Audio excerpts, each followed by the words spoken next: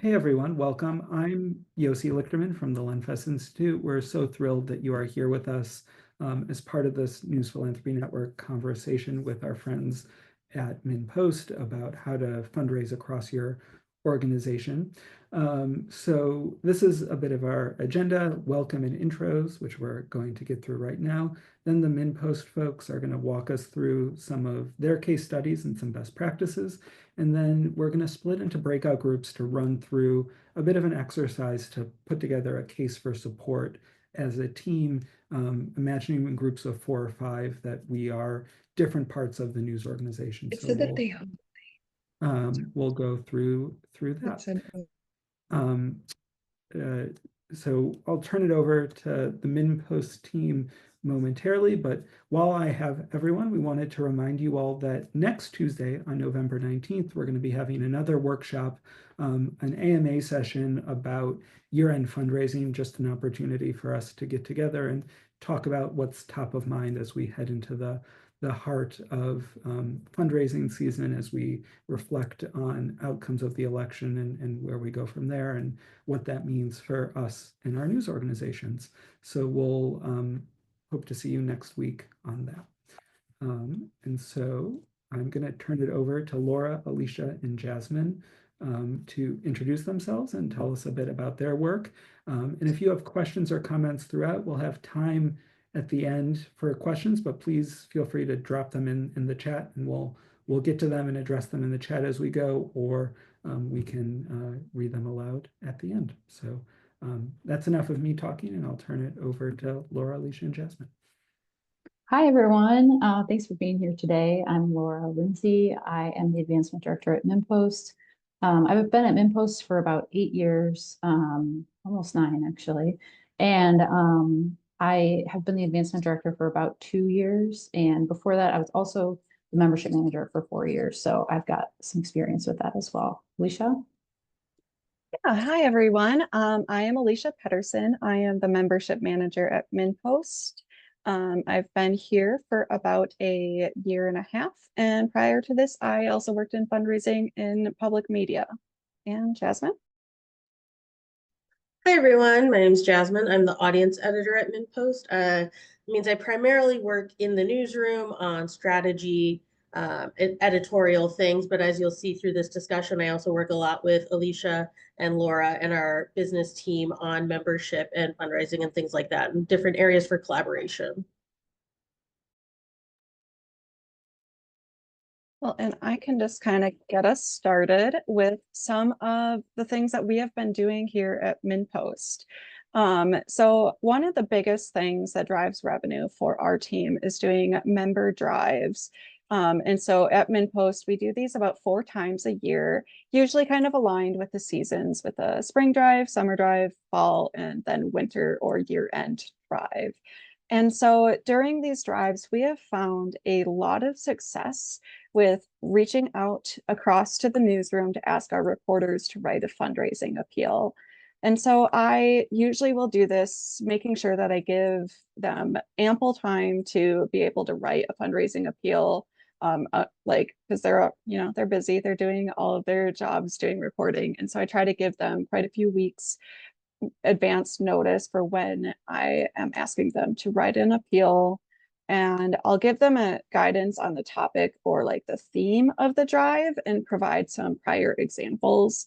So obviously this year, especially our fall campaign, we did a lot of fundraising around the elections.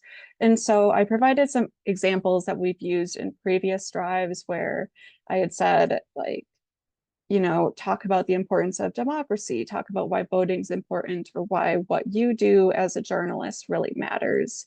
Just because I think it really is, our people want to hear from our reporters way more than they want to hear from us as fundraisers, So I think it's really good to have them write it in their voice. And usually like I haven't had a single reporter where they give me something and I'm like, oh, this is terrible. Like they just aren't as used to writing fundraising appeals. And so usually we work together just to say like, yeah, you can write the appeal and I will put in the sentence about, and please donate to support this work or something like that.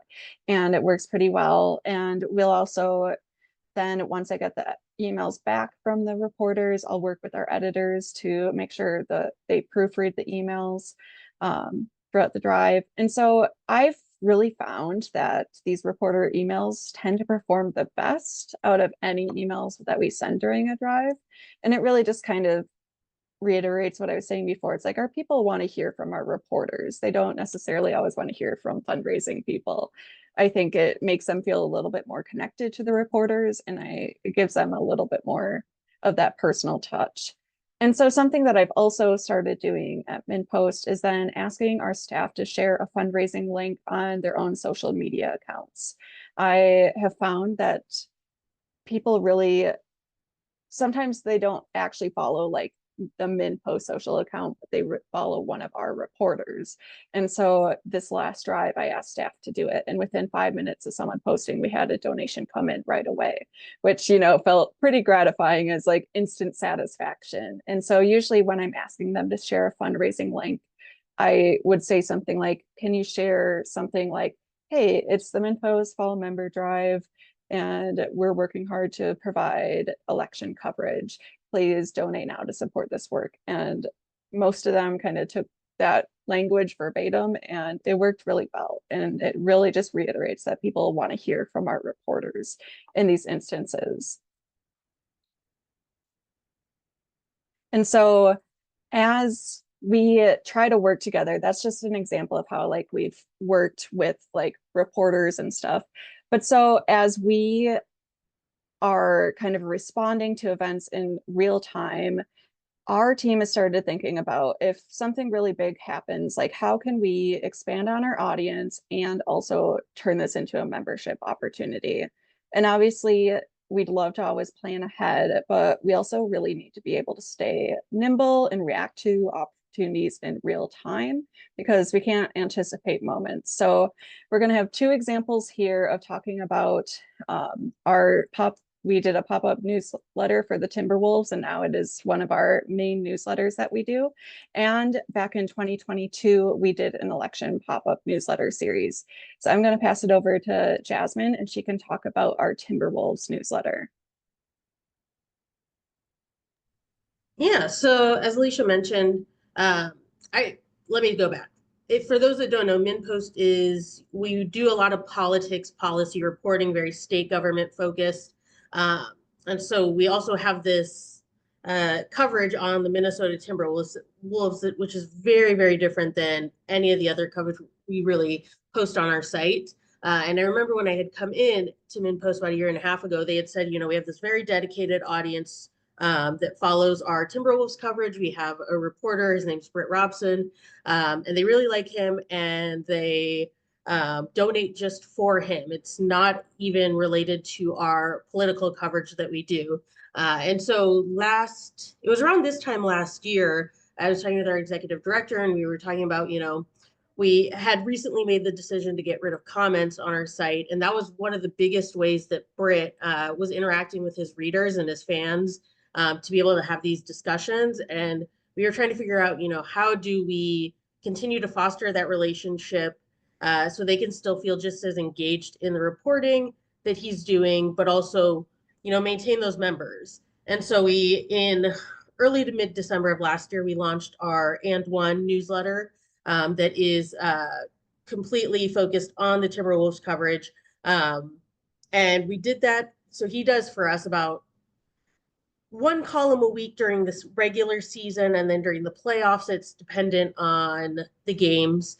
So we were seeing, you know, as we were building up this newsletter, we're getting both, you know, regular readers of that column, but we were also attracting new readers that were not at all aware of MinPost. And so when the playoffs started in the spring, we already had this base of people. It was smaller than our other newsletter products, but we were finding that they were very engaged. And so Alicia and I worked together on how did we leverage that, the playoffs coverage with both from an audience engagement perspective, but also from a fundraising perspective. And so, you know, we're putting out more newsletters during that playoff period. It's more specific. We played around with doing a visual element. So we had video, we had him answering very hyper-specific questions, which he loves to do. But then also working with Alicia then on what do those fundraising asks look like and how do we target them specifically to this audience and build it around Britt and his personality. Because like I mentioned, these are our loyal readers. They really enjoy his work and they enjoy the interactions they get with him outside of MinPost. He does, podcasts, and he's very well known in the Timberwolves community. People like to come up and talk to him. And so they wanted to support. And so at the end of the Timberwolves run in the playoffs, we were then able to build this appeal based on Britt's coverage throughout not just the playoffs, but the entire season, kind of highlighting, this is the coverage that you are receiving. And it's not possible without reader support. And we were able to pull in donations from that and then continue over the summer and the off season to build on the existing audience. So now that we're back in it, this newsletter's growing much more now that this season has started. We're seeing pretty steady growth. And, as long as the Timberwolves the Timberwolves don't even have to do well. As long as Britt is doing what he does, which is engaging readers, they are going to follow and they are more likely then to want to support his work and ensure that they can keep it coming for free without a paywall, which is a pretty big thing, especially when it comes to sports coverage. But let me think of what else. Did you have any more to add on that, Alicia, in terms of the success of that with fundraising? I know we saw a really great audience engagement, but I don't have the specific numbers or how it compared to other campaigns. I think with that, it's a lot of people would cite because on our webpage, we do, or donation form, we do let people add in their reason to give. And it's just always so many people were saying it's because of Britt Robson. And so then when we did the specific appeal at the end of the year, we actually saw quite a few donations come in from it. And then with the newsletter that we built for it, Jasmine, when we first decided to make the appeal, she came to me and she's like, how do we have a fundraising block within the newsletter, which I think was really nice. It's not always when everybody thinks that there should be a fundraising block in every single newsletter. So I really appreciated that. And we see donations from that pretty much on a weekly basis. And then I think we'll probably get to these questions later. So I'll let Laura talk about our pop-up newsletter. Great, thanks, Jasmine. So I'm going to talk a little bit about a pop-up election newsletter series that I helped manage in 2022. I was membership manager at the time, and we didn't have as much staff capacity as we do now. We had no audience editor. This was before we created Jasmine's position, before my current position was created. And so I did have a little bit of capacity at the time and knew that I wanted to, working on engaging the audience can only be helpful for membership, in addition to just our regular audience goals. But yeah, working on building an audience and engaging with your audience is always helpful for membership. So that was something that I had in mind when I proposed doing a pop-up email series. So basically what I did is I put together a proposal with dates and themes and basically who would be assigned to do all of the different pieces. And from there, I got sign-off from our main editor. She reviewed it and said everything looked good to go. And I really was putting myself next to most of these pieces. I was going to do most of the work on here, which helped, I think, get some approval from our editor during a very busy time. And I basically what this was a series of 6 emails. I started in early October and ran through a little bit after Election Day. And so there were 6 editorial emails and 2 additional emails that were specifically membership appeals. And so I would build out each email in a Google Doc and get sign off from our editor before moving into MailChimp. And then building out the emails in MailChimp also get sign off before sending them. And basically what I would do is like compile our coverage that we already had put together. So I wasn't actually, I'm not a reporter. I was not doing election reporting, but I was taking our existing reporting and packaging it up differently. Getting, like I said, sign off at every stage from our editor. And one of our editors would write the intro to each email. So there would be something kind of different in this pop-up series than just existing content. Every single newsletter would include a membership appeal to non-members. I think I probably, like retrospectively, probably could have included some of the appeals to current members as well, but I only did non-members for this campaign, knowing that at the beginning of November, we're just coming off of a fall member drive, heading into a busy year-end drive. I kind of just wanted to give a little break to our current members. They still got the email series, they just didn't get the appeals in the emails. And in the end, it was a great, like very successful project. I did, reviewed like the campaign performance. We had really great open rates. I think our open rates were around 47%. We had a 0% unsubscribe rate. And we received not a ton of donations, but we received a good number of donations from the series as well. And like I said, if I had included current members, I think we probably would have gotten a lot more donations. But it was good to get some from non-members as well. And in reviewing the series, I put together like the audience and the membership metrics together, and I shared out the results with both our audience team and with the full staff. We kind of looked at what worked, what we might do differently in the future. Was it worth it? It was worth it. Jasmine did her own version of it this year. It was a little bit different, and we have more staff and different staff roles now than we did a couple years ago. But it was a successful experiment. And it was just really nice to work with the newsroom on this project, because I know a lot of you might be coming from smaller organizations where maybe there's one fundraising staff, or maybe you're doing editorial and fundraising, or who knows, there's a lot of different setups, but it's nice to see that it's possible to work directly with the editorial team to like make some of this type of work possible, just because it is so important to engage with our audience and to like create things that are useful and that directly relates to membership so much. And we got a lot of donations just generally from all of our election related CTAs and appeals that year. Things were really successful. And in the end, we sent out, like I said, 2 separate appeals to non-members. This is an example of one of them after the election. Yeah, it was great to work with the editorial team. Alicia actually will do the next slide. Yeah, just about a couple other things that we do with editorial. Yeah, so one of the things that we really like to do is have events for our members. MinnPost has approximately 5,000 members, and so we like to try to have both in-person and virtual events that we can be able to give some kind of inside access for our members.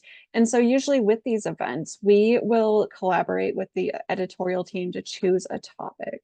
And so in the past, the example on this slide is we did something with one of our columnists that writes a lot about urban planning and stuff in the cities. And so this was an in-person thing at a local brewery in town.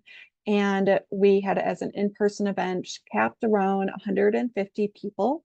And so we sent an email out to our entire membership list saying that this was a free event for them to attend. And this was just something we try to do these events like 3 or 4 times a year as just a way to kind of give exclusive access for our members, and also just like give them a chance to like see our reporters and staff in person. And so this event, usually if the event doesn't quote sell out for our member tickets, then we do put them on sale for the full audience for $10. So obviously like people should be a member in order to get the free tickets kind of thing. But we do sometimes occasionally not sell out, and then we are able to sell tickets to the events. But these events are just a really good way to just be able to ask certain kind of questions based on the theme of the event. And usually it'll be, like I said, it's a columnist or a reporter. And so then on the times though, there are some times where we do Zoom events. And when we do a Zoom event, we'll first send out the email to our members. But then since it is a Zoom event and does not cost anything to produce, then we do invite the full audience, and it is still free to attend as well.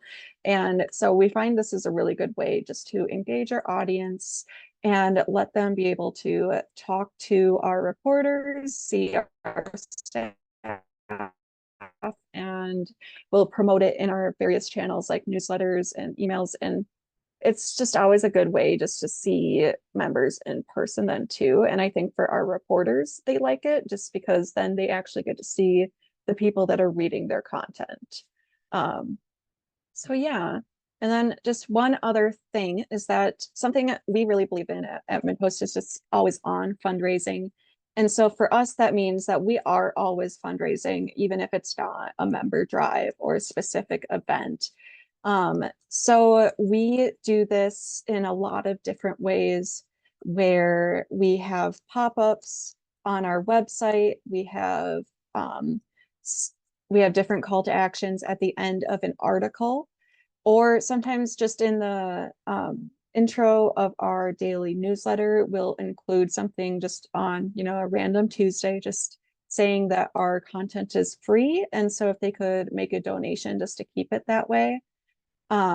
So I've done that. And then sometimes, like I said, I do a spring drive and a summer drive. So maybe in the middle of May, I can do a monthly kind of topical email where I highlight something that went really well. So the example on this page is I did an appeal at the end of May after our legislative session had ended, and just kind of highlighted some of the reporting that we had been doing all season long, or all session long, I should say. And just being able to highlight a piece of content like that is just really important, because I think it reminds people of what we have been reporting on. And usually like those monthly ones do get a good amount of attention. And so I think as you produce like content, whether it's the website, newsletter, whatever, just think about ways that you can just kind of have subtle reminders of that you're trying to fundraise for that. And some of that involves working with the editorial side or your web developer audience person to ask if it's an occasional post on your social medias outside of drive time, or if it's just where on this web page can I add a CTA or something. And just, I think just always being willing to kind of team up like that is really important. Yeah, and I'll just add on to that real quick. With the newsletter specifically, because I write most of those or help produce them, that's another way that I work with Alicia on the language within them. So if we're in a drive, she'll sometimes let me know, like, oh, can you throw something in today's daily newsletter? And she'll give me a number of, if we're trying to get 100 subscribers, she'll let me know how far we are away from reaching that goal. And then we also have recently started with a conditional language block at the top of our newsletters that, thanks members if they are a member. And if they're not a member, it, says, it has a little message that this is free daily newsletter or Sunday newsletter, whichever, and asks for a donation. But specifically with our newsletter products, I find that is, for me, being on the newsroom side of things, where I really interact with Alicia more frequently to make sure that those fundraising appeals look right, and making sure that our fundraising appeals within each product is updated. I know that Alicia goes in each week and updates them on Mondays, and so we kind of work together on the language there, or the placement if we're building a new newsletter. I'm always very conscious when I'm creating a new product of where that block goes, so that it's not too far down, but it's, at a good point within there to catch people's attention. I just wanted to mention just a couple other ways that the development team collaborates with editorial. One way is in grants. So I manage our grant applications and reports. And often we'll have an editor involved in writing certain sections to help, or I will talk with the editor and kind of take a lot of notes and get some details and info from them just to help illuminate, like I said, editorial plans or the impact that they're having, because they're going to know even more so than your development staff more about their plans or the progress that they've been having. Also, somewhat similar to what we do with the membership events that Alicia was talking about, we do major donor events as well. We just had one before the election. Of course, the development team is, inviting the donors and cultivating those relationships, and we do the event planning. But we do ask editors and journalists to attend the events, and they will give sort of a presentation. So this in October, the one that we had our DC reporter and our State House reporter and our editor up there talking about their election plans and what they expected to come from the election, not in terms of results, but in terms of their coverage, taking a lot of questions from the people who were there. This was a small event of about 50 people and allowed also people to get FaceTime with our journalists. There was time before and after with food and drink for them to chat. This was at somebody's house. So it's really great that our editorial team is willing to do that type of thing. And I would just say overall with all of these things, it's huge that we have our editor is bought into development just in general. Makes a big difference, and it sets the tone for the entire newsroom that this is something that is important for everyone. Everyone participates in some way or another. Obviously, for some people, it's our full job, but as we've kind of demonstrated through all of these different examples, everybody is involved in fundraising in some capacity. Some people maybe write one appeal a year, and some people might write an appeal and do 3 events a year, and they have a little bit more of a hand in things. But it is really great to have that buy-in from the top, and it makes a big difference. So I think that is our last slide. Yes. Amazing. Thank you so much to everyone. That was really excellent. We got a bunch of questions in the chat, so I'm just going to start running through them. And if folks have other questions or things that come up, raise your hand, drop it in the chat, and we'll spend some time on this and then go into our breakouts. So the first question was from Joe Easton. And when you guys fundraise around a specific reporter's work, do you allocate funds raised from that appeal only to that reporter's work? No, we do not. That sounds like a very complicated accounting. We have over nearly 5,000 members. So to be, allocating, I don't even know the right word, but yeah, all the donations to individual types of, individual designations would be a lot. We get very few restricted gifts from individuals, and those are the ones that we do get are much larger gifts for specific types of coverage. And just to add on to that, just something so donors don't think that their gifts are only being restricted to Brit or something is often in the language I use. It's support the work of our reporters like Brit, and saying like reporters like Brit or something, or saying reporters or support the work of Brit and all of MinnPost reporters or something. Like, so that way it's definitely making sure that people understand, like, yes, it is supporting Brit's work, but like any donation is supporting Brit's work. It's all of our gifts go towards like the bottom line of all of our reporters. And so I don't think we've ever had a member think that their gift was going exclusively to Brit. So yeah. Mm-hmm. Yeah, that's a great point, to be really clear and explicit in your language about how you're approaching it. The next question is from Bob Woodward. And when you send from reporter solicitation emails, what email account is used to send that appeal? And what's the reply to email address? Are those coming right back to the reporter, the development person, or someone else? All of our emails are sent from our members at MinPost email account. And so that even includes our newsletters as well. So then the members account is managed by Laura, myself, and our development associate. And so because a lot of times it is just membership questions, but if it is something for the editorial team, we will forward it on to our editors or the specific reporter, depending on what kind of comment it is. Yeah, that happens to us actually at the Lenfest Institute a lot. We'll often send newsletters or updates from our CEO from our membership equivalent account, and they'll reply back, "Great email, Jim. Thanks for the note." It's like we always forward them to him, so he can reply. The next question is from Ivy Engel, and how do your donations based on the Timberwolves newsletter compare to other newsletters with donation asks? What about other random donations? So how does the specific sports newsletter compare? I would say that that newsletter in particular brings in a lot more donations than some of our other newsletters. But that I think maybe is just an example of most people are reading all of the content in that newsletter and getting down to the bottom and then seeing the donation there versus in a lot of our other newsletters, you do like click into the content to read the whole story, which then I think leads into people donating on our website.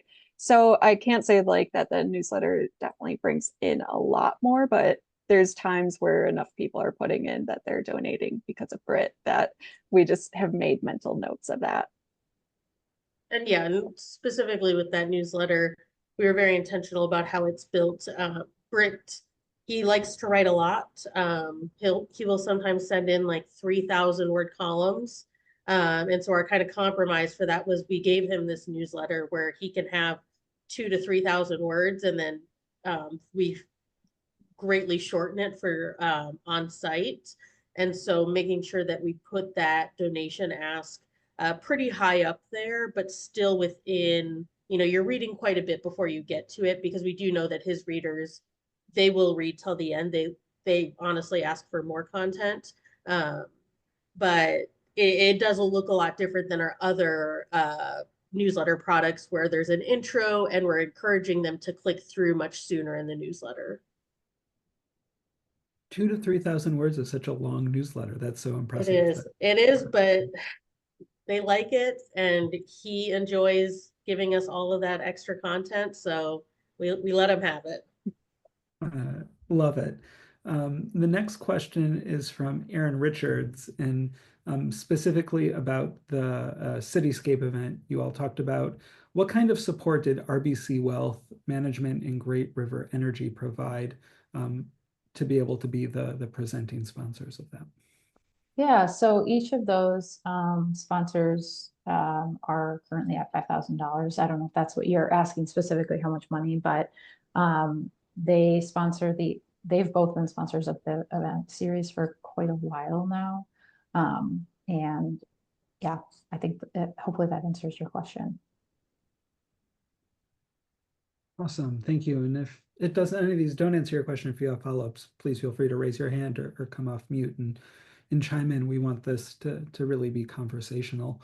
From Adrian Romero, what steps or tips can a startup newsroom take to start hosting in-person community events? Slice of Culture has a very engaged follower reader base, but we struggle with trying to figure out how to host these events.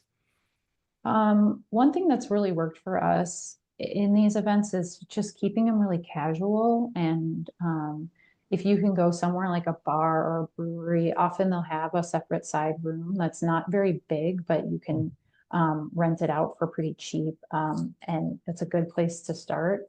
You don't necessarily have to provide food if they have a full menu where people can order from. So that keeps your costs down. You can do a cash bar that also keeps your costs down. But really having a goal for the event, I think, would be a good place to start.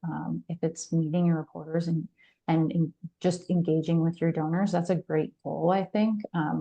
And so thinking about what your goal or goals are for the event, and then trying to not do too much at once, but really just, like I said, starting off with something small or casual can make it feel a little bit more doable versus trying to put on some kind of big or formal event or a formal presentation. That would be my advice. Yeah, I think that all makes sense, and starting small is really, it seems really sensible. That you don't want to go ahead and throw a massive gala Yeah. and invest a ton in it. Yeah. And you can also just commit to doing one event and just starting there rather than having to think, okay, are we going to do this regularly, or are we going to try and, are we going to tell other people about more events when we are at this event? Just start with one and see how it goes. That's what I would suggest. Yeah, that's that's great advice. From Emily Christensen, she says this is sort of a niche question, but wondering if you've run any arts writing specific fundraising campaigns. I'm guessing it's not a big traffic driver, but Sheila Reagan is a phenomenal writer, and arts fans feel very passionate about the coverage. Oh, thank you. You clearly know MinPost. Yeah, we actually had a previous writer, a previous arts writer, Pamela Espeland, and she wrote an appeal for us. This was several years ago. Pamela has passed away. But we have not done one with Sheila, and it's something that I think we would consider. We do have a onboarding series for our Artscape newsletter, and that does include an intro written by Sheila, I believe, still. And so there, the series also includes like fundraising appeals and things like that. So it's specifically tailored somewhat to the Artscape audience, I believe. But it's also just sort of you donate to MinPost generally. So not a lot of specific fundraising around the arts. It's not one of our bigger audience areas, at least currently. And so we haven't focused a ton on the specific fundraising in that area. And I will just quickly add too, and just say that the percentage of members that are subscribed to that newsletter do happen to be the most amount of members for any of our newsletters. So I think it's very popular among existing members. And so we've often focused a lot of our fundraising efforts around the other newsletters just to build up that kind of member to subscriber ratio for those. Is anyone else here doing fundraising around arts coverage? I'd be curious if folks are having success with it, especially it sounds like at MinPost, yes, it's a smaller audience, but a highly engaged one. So I'd be curious if others are seeing similar results.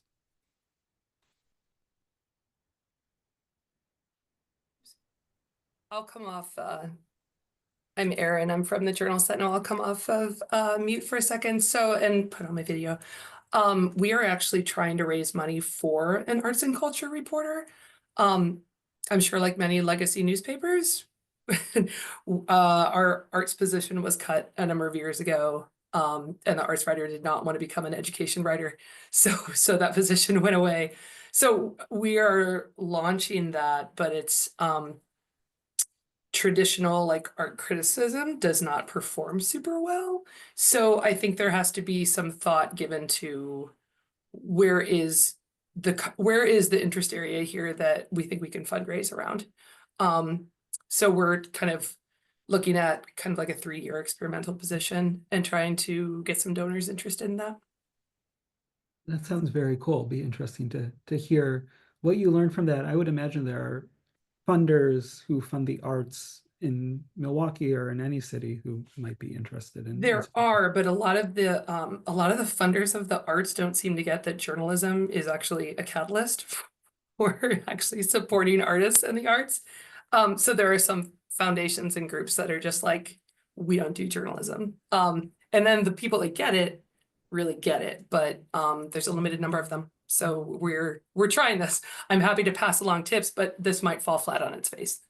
Yeah, and I think that's something we're hoping to do more broadly across the network as we head into next year is what is the language we can use to convince people that journalism is that catalyst force. And so I know lots of people are thinking about that. So wishing you all sorts of luck. The next question, anyone else want to chime in? Otherwise, I'll go to the next question from Joe Easton, which is a good one also. How do you handle the question of giving donors access to reporters when editorial firewall requires that they don't have special access, or you don't want them to think that they have special access to maintain that editorial independence? I would say donors having conversations with reporters is not the same thing as donors influencing coverage.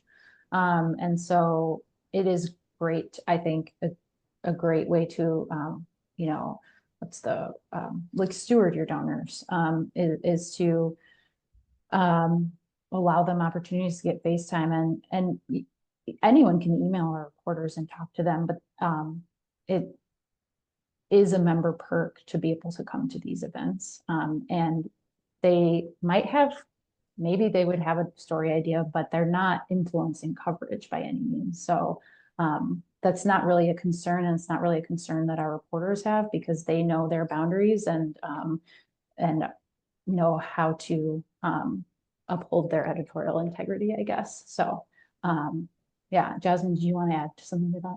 Yeah, I just wanted to add, and it kind of relates to a later question, that I think our reporters and just our newsroom overall is very aware of the buy-in that's needed to kind of keep MinPost running. As Laura mentioned, you know, having not access, but, you know, engagement with our reporters is a huge perk of membership and of our events. And it's primarily used to just, you know, talk further on issues that maybe sometimes will help a reporter with source building, or just getting a better understanding of how their work is landing in the community. But it really, I think, looking at it from the newsroom side of things, it does help our reporters better understand why they need to buy into the fundraising appeal. So when Alicia asks, you know, can you write this for our member drive? You know, they've been interacting with donors, members, you know, very frequently throughout the year through these events, and they know just how important it is to be able to continue to receive that support. And they're, you know, they're very good at their jobs and knowing, you know, what boundaries exist, and keeping a distance between them in that sense. And I also think, like, it depends on what the event is. You know, with that cityscape event that we mentioned, Bill Lindeke, he's a columnist, a freelancer. He is writing opinion pieces for us. So how he interacts with our members looks a lot different than how our state government reporter interacts with them, just because, you know, one is a staff writer, the other is, you know, more influenced by his own opinions and the opinions of those around him. And I think we tend to have, you know, more veteran journalists that they just come from a background of having seen this industry change so much, and are really willing to change with it, and be more flexible and responsive to the membership needs. I'll just add one additional thing, which is that from our standpoint, we also try to be like Alicia, after every member drive, Alicia will share kind of the results out from the member drive and how things performed, and you know, sharing just about a variety of different like financial things with the whole staff, so that people are aware of what's going on financially and with development and fundraising in general. I think just helps everyone to know the importance of or Jasmine, you said it better than I could, but I think it's just transparency, just to help people understand the importance of like being involved with fundraising, if that makes sense. It definitely does, and that ties into the question which Jasmine was hinting at, which is from Katie, about any recommendations for fundraisers to encourage the newsroom to buy into the culture of philanthropy. They're newly nonprofit, so the idea of fundraising is different from how we've operated for 30 plus years. And so be curious if anyone else has to chime in on that. But Laura, I thought your point just now made a ton of sense, that for so long the newsroom operated with no real insight into how the business worked, and just the economics of news have changed. And so I think most reporters I talk to want to keep their jobs and want to ensure that their jobs are stable and steady, and so want to understand where the money is coming in from and how they can help support that mission, and understand the value of fundraising and philanthropy and membership subscriptions, if you have that also as part of the revenue stream. But would be curious amongst you guys or others on the call how you're approaching that with your newsroom to start to change those conversations. Thankfully, it hasn't been a large issue in my time at MinPost. There have been a few moments for people who are less inclined, I would say, but it helps to start with people who are more willing to do it rather than trying to get someone who's not bought in right away. If you can show sort of the impact that someone's having, if they're willing to do it, whether they've done it before at another newsroom, or maybe they don't come from a traditional journalism background, or traditional newspaper or something where that was like such the firewall, like you said, Yossi. I think starting with people who are willing can be really helpful, and also can just provide encouragement for you as you keep doing that and keep asking people, because it can be hard to like keep getting no or keep getting resistance. So that would be a place I would start. But yeah, I think the transparency is also a good one. I'll just add into that too, and just kind of what I said at the beginning of this, of just saying that people subscribe and read you because of your reporters, and reminding your reporters of that. Like, people want to give because of them. They don't want to give because of me. They don't want to give because of Laura or Jasmine. Like, I mean, my mom does, but like, besides that, like people give because of our reporters. And so just kind of saying like, people want to hear from you in a different kind of way, and kind of talking them through how to humble brag. Because I know that's something that some of our own reporters kind of struggle with sometimes, where they can write some of the most amazing pieces of journalism, but they don't want to share it. And you have to be like, you write good stuff. It's okay to say, help support us. Like, you don't have to say help support me. You can say help support MinPost or something, to kind of use that as an opportunity just to hype up the newsroom that you work at, to just kind of, you're proud of the newsroom that you work at. So then why not try to fundraise for it? And yeah, that tied in with Laura's idea, or talking about transparency, I think really helped. You can also share examples that you've seen at other organizations. I started doing that when I started asking people to write, reporters to write appeals. I found some that had been done at other organizations. I was like, hey, just like, this is an example of one, or like a few examples. And that was really helpful too, to show that like, I'm not just coming out of nowhere with this, like this is a thing that people do. And yeah, that was helpful. And connecting it to kind of how I work between the newsroom and membership is, having them write these sorts of appeals. I think of it in the same way. And I think it really connects in, I've been really pushing our reporters to write, there's certain newsletter products that they have, or one that we had that used to be written just kind of generally. And I've really started pushing our reporters to write those introductions. And start really getting their personality out there. I really encourage them to be as personable as they're willing to be, to share as much as they want, so that readers can better connect with them, so that when they do get those appeals later, or when they're at an event, the readers themselves feel more connected, not just to their work, but to who they are as a person. And I think that helps not only with membership, but it also really helps with audience engagement. So you kind of have a couple benefits from just putting the reporters first in these sorts of appeals. Awesome. Laura, I have two quick hit questions for you, and then I'm going to go back to the slide deck to walk through the exercise we don't have time for, but that we'll send around the slides to everyone that you can do on your own time. First, quick question from Emily Christensen. What is your contribution threshold for major donors? That's a good question. We're actually kind of adjusting that right now.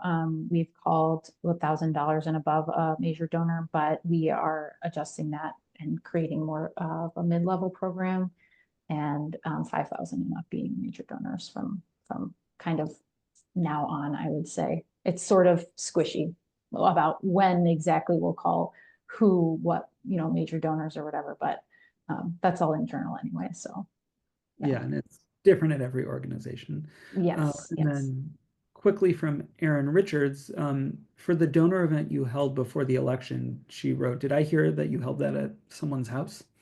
Yes, a board member hosted that at her house. We've had, most of those events have been at board members' homes that we've done when we've done the small major donor events. We've done one also at the MinPost office, but that's not as nice for like a nighttime type thing. We did that for like a coffee morning thing, but if you want to do like a nighttime, you know, wine and appetizers and whatever, it was for the way that our office is set up, it's better to do that at somebody's house, or, you know, you could do it at a restaurant or a bar or something like that. But yes, we Yeah. did a donor / board member's house. That's great, and a nice way to engage your board and make them feel even Exactly. as well. So we had so many good questions. We wanted to keep with the questions, but what we were planning on doing, which we're not going to do, was to go into breakout rooms as teams to create a case for support for your organization, and to role play a bit about having cross-team conversations to bring different folks in to create a case for fundraising for your team. And so we had this scenario where you're the executive team of a metro newspaper that's new to philanthropic fundraising, and you want to pursue foundation and grant support. The paper is well read within the community. So how do you create a case for support to outline why donors should support your organization and how you hope to utilize philanthropic funding? So hypothetically, if you're looking to reach arts funders, this might be a way to do it. And so what we did is we created a case for support template, and there are resources here for how to write a case for support and some examples of it, both within news and from outside of news, in terms of how to state your vision, your goals and objectives, what makes you and your organization unique, budget, and then defining what success looks like. And so I'm sure many of you who have fundraising backgrounds are familiar with this, but this can be a really useful tool for starting to have those conversations across your organization about those. We will share the template, we'll share the slides, so you'll have a link to it in the slides. And we hope you'll be able to utilize it and think through how you can start to have these conversations and identify folks to work across your organization to these shared goals. And so we are getting back to the top of the hour, and it's going to be 5 o'clock here on the East Coast. So want to respect that people may be coming to the end of their day. But thank you all so much for being here, and thank you to Laura, Alicia, and Jasmine for sharing your expertise and input. This was terrific as always. We'll stick around for another couple minutes. These flash floods. Last questions or anything you want to chat about, but otherwise we'll hop off. But thank you so much. This was great, and we'll send around the deck, and please join us next Tuesday for the year-end AMA. If you're available, we'll send the link around to that as well. Thanks, everyone. Thank you, guys. All right, take care, everyone.